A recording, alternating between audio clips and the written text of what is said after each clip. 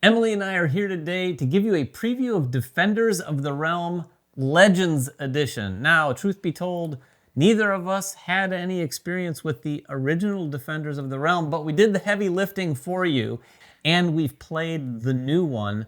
And we're here to tell you, this is not just Defenders of the Realm with a new coat of paint. That's true. It is a very fresh look. In fact, that's a really nice thing about it, in my opinion. The old one is a little long in the tooth. Yeah. And the artwork needed some updating. This has a very, very different look. I personally really like the look, but the mechanics, it's really been modernized. Absolutely modernized. To a game you would play nowadays, not just something that came out 10, 15 years ago. For sure. It's really fascinating after having gotten familiar with what the original game was doing and how it was doing it, and to see how this one implements a lot of those same ideas, but like Emily said, in a very modernized way and a very streamlined way. And when I say streamlined, I want to stress, it doesn't mean simplified in terms of ease. Sure. But it just flows a lot better. Yeah. Not to mention, I think what they've done here with the way the darkness works is a lot more dynamic than what the original one sounds. The original one sounds in many respects, and just so you know if you're not familiar with the game, this is a cooperative game in the most traditional sense of the term.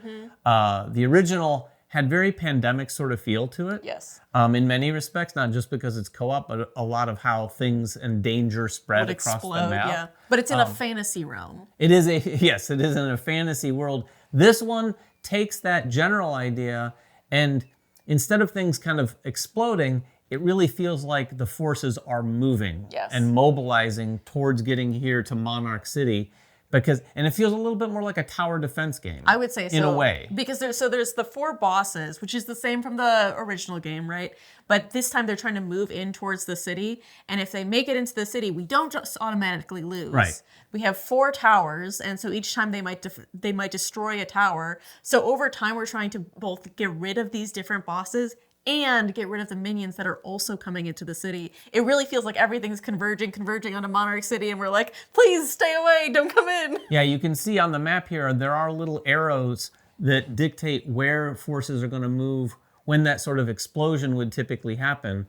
They're going to, once there's a fourth of any minion into an area, 3 of them are going to move along with that arrow and make their way into the city. You can see here we have some getting close. And all of the things, like Emily said, are going to do damage to that city. Not to mention, we want to keep sort of those minions in check, just like the original game, because if we ever reach over to the minion supply and there isn't one, we lose the game. Yes. You can lose the game in a number of ways, like many co-ops. The only way to win this game is to defeat the 4 bosses. Yes. Now, how are we doing that in this game? Well, that's where it differs quite a bit. And when we said streamlined, a lot of it revolves around the cards that you're going to have. The original game had these tokens that you got that effectively were the number of your actions that you were going to take. In this one, there is nothing like that. No. You basically, when it's the player's phase, you're going to do all the actions you want in any order you want. I can take an action. You can take 2, I could take 3, you could take another. We keep going back and forth until you flip this token over to say, I'm done for the day. And all of the things that we're going to be doing during the day will have a very sort of dynamic, like I said, impact on then how they're going to act during the dark phase. Right, exactly. So every card that I'm using, I can use either to move or to attack. Some of them I can use for like a special ability. Yeah, utility type thing. And then if I do the one that it has on it, I can do something extra as well that it has printed on the card. So there's like a little bit of like, you want to use it for what type of thing it's giving you, but you could also, you have the flexibility to use it for something else. Right, there's a multi-use card element here that didn't exist as much in the original game, for sure. But anything I use, that means it's going to take one more darkness in the dark phase, which means that basically that's another thing that all the enemies are going to get to do to add more enemies to the board, to move closer to Monarch City, to do something that we just generally aren't going to like. So every time I take an action, I really have to be thinking like, is this doing enough to warrant me taking this action, or should I kind of hold out for a second because I don't want to let them do 10 more things. Right, and they will do a lot of things, and it is one other difference. The flow of this game, not only during the player's turns are you doing whatever you want, however much you want, and in what order, but the flow of the game in the original game is one player would take a turn and do all their things like we just described, but just that one player. Then there would be some implication of what the enemy forces would do. Yeah. And it was very sort of static based on however many monsters there were left. Yeah, there were different phases of the game, right? Yeah. So depending on how many of the bosses you had defeated, it was like you were early in the game, in the middle, or later. This, it's all about what we are doing. Yes. That's going to depend on how much they get to do back. So if we do a huge turn where I do all of my cards and a bunch of things, and you do all your cards and a bunch of things, they were also going to do a bunch of things right afterwards. Right, and the bunch of things we can do is not just limited to the cards. Like Emily said, you can use the cards to do a lot of those things, move, attack, and use utilities. But we also have some abilities across the top of our player boards, and our players are very unique.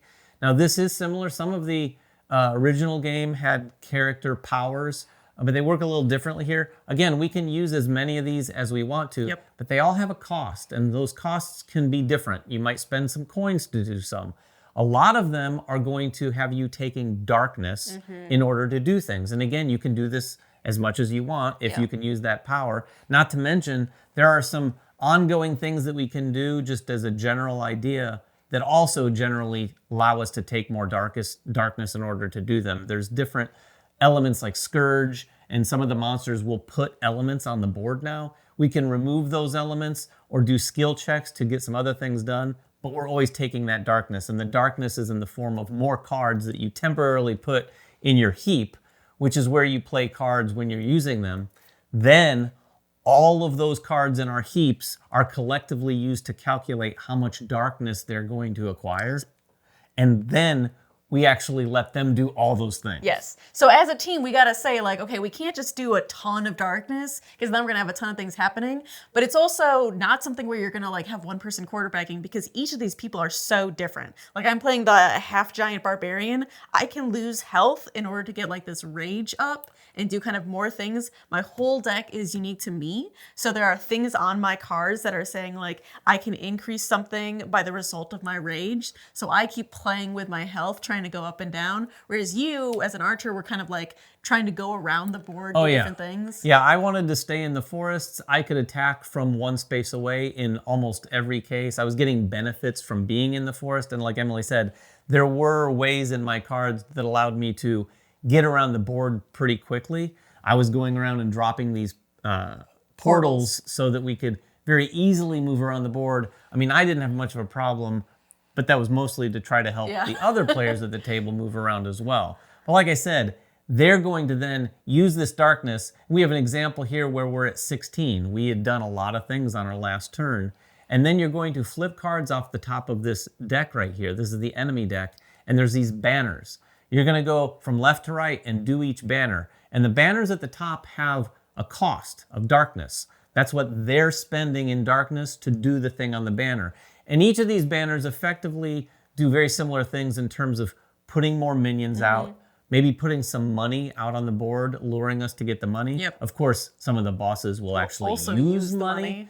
And then you're going to do that until you get back down to 0. Now, another rub here is you're going to go through potentially a lot of these cards. This card has -2, -2, so a total of 7, and we're at 16. That's just one card. Then we go on to the next, and the next, and the next, until we've spent all of their darkness letting them populate the board and moving around. Not to mention, there's this red line in the middle of that board, and every time it crosses that red line, you're going to have to do an event on one of those cards. So if you spend some and get down below that red line, you do that card, then you flip another card, you do the event, and I can tell you, we didn't see a good event. No, I didn't see any good events. They're not good. So getting a lot of darkness can be very, very painful. And again, it's that sort of interesting thing that I don't really think existed in the original game. It's all because of what you just did on your round. So you feel like, oh, we had this big turn. Oh, no. And the big turns are even more swingy because like you saw that first card we pulled, it did a little bit of everything. There are also cards coming from each separate boss. Yes. So there are some where it's like he's gonna add 5 of his minions, he's gonna add some of his minions, and then he's gonna advance, and then he's gonna add more minions. So all of a sudden one color can just really get really fast and towards the Monarch City, and you weren't expecting it. No, you weren't expecting it. And the other thing you have to keep aware of is all those monsters have a lot of unique abilities. I think in the original game, when something would advance, it effectively just meant that it was moving a space towards Monarch City. In this case, all those monsters have a wide range of things that are going to happen. When you attack it, has a special ability. That's kind of similar to the original game. But when it advances, it's very unique and has a lot of flavor. And I think this game probably overall has a lot more flavor throughout. It really does feel like, oh, that's interesting. Because instead of Sapphire here just slowly moving their way to Monarch City, it might put all these blue crystals, these like frost tokens out. And once 7 of those are out or something like that. Yeah, once there's a 7th frost token, instead of it coming out, Sapphire just moves right to Monarch City. Yeah, so it just adds a variable amount of little things that you kind of have to keep track of that have a lot more flavor. And I think that's pretty interesting. I think it's also what draws your attention away from it, right? So it's not as easy as like, kill this, then kill that, then kill this. Each turn, new things are happening. So it's diverting your attention. Like, okay, right now we're looking at Azos because he has a bunch of people by him. But the next turn we're like, oh shoot, Sapphire, we need to start focusing on her because she's going to go into Monarch City if we let her have any more of the frost go on the board. And it is, like we said, it is a cooperative game. So there is going to be a lot of table talking. I think a lot of the things that they've done in this game, compared to all co-op games, not just the original version, you have a hidden hand of cards. So everyone's going to have a hand of cards here that's their own information. You've got your own unique player powers.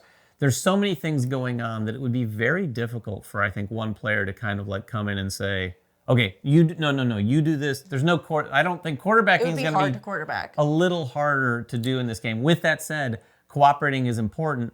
You know, if Emily wants to attack this monster over here, there can't be minions in the space. So if I have the ability to use a card that teleports me over there, hop over there, help clear out some of those minions so that then she can use the specific colored cards she needs to attack that boss monster, then that's where the cooperation comes in. And then I can just bounce back over here and get back to work. So a little bit more like, hey, can anybody get rid of these goblins before I hit the Goblin King? And David might say, I have a card that could do that. So let me take my turn first. Yeah, and like we say with a lot of games we talk about here on the channel, whenever a game opens up the player actions to like flexibly doing whatever you want, whenever you want, it just introduces so much more room for solving all the puzzles like that. Because if it's your turn and you're like, you could run into a situation where you're like, well, I'm not really going to be able to do anything just by myself. And this allows everyone to kind of pitch in all along. This gives you a lot of choice, and the choice even sometimes of like, do I even use this action card or not? Because at the beginning of your next turn, you'll be able to discard any cards you didn't want to, and you'll be able to draw back up to your hand side. So if you're thinking like, this card's okay, but it's not worth the enemies it's going to put back on the board, I could choose to not use it, and that way I can discard it next time and just get a better card for next turn. Yeah, and there's a lot of interesting information that makes the game pretty accessible. Like when you empty your cards, there's information right below it that tells you what to do. And that's the last thing I want to talk about that I think is really unique to this game in general, quite frankly, compared to most games I've played. The modular approach to this, and I don't just mean the different pieces and parts, because obviously this lends itself to expansions. You can have all sorts of different monsters. If you've seen the original game and all its expansions, I'm sure that's probably bound to happen with this.